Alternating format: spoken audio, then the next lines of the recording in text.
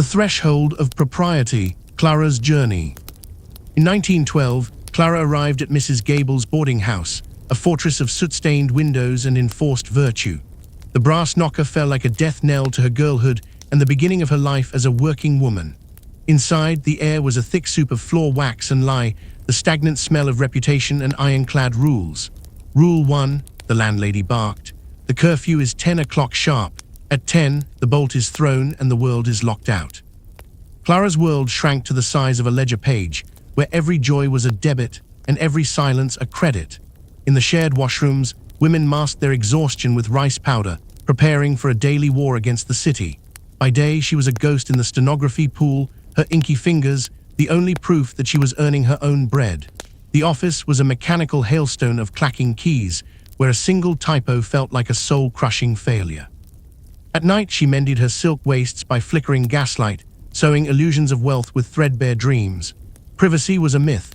The thin lath and plaster walls breathed the secrets and sobs of 20 desperate lives. To the boarding house, she was a suspect. To the city, she was a machine. To her family, she was a distant worry. She hid forbidden suffragette pamphlets under loose floorboards, a silent fire growing beneath the landlady's feet. The vaudeville temptation offered a nickel's worth of magic, but the price of joy was always the risk of ruin. When the influenza shadow fell, the House of Strangers became a house of survivors, holding lamps in the dark.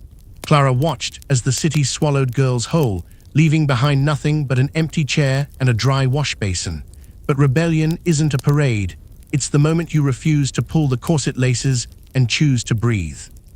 She cut her hair, shortened her hem, and looked into the eyes of authority without blinking or apologizing.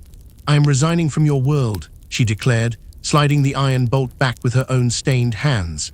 She stepped into the electric roar of the 1920s, a woman who traded a cage for the infinite horizon.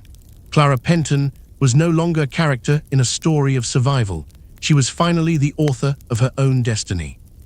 If this journey inspired you, don't forget to subscribe to the channel for more untold stories of courage and transformation.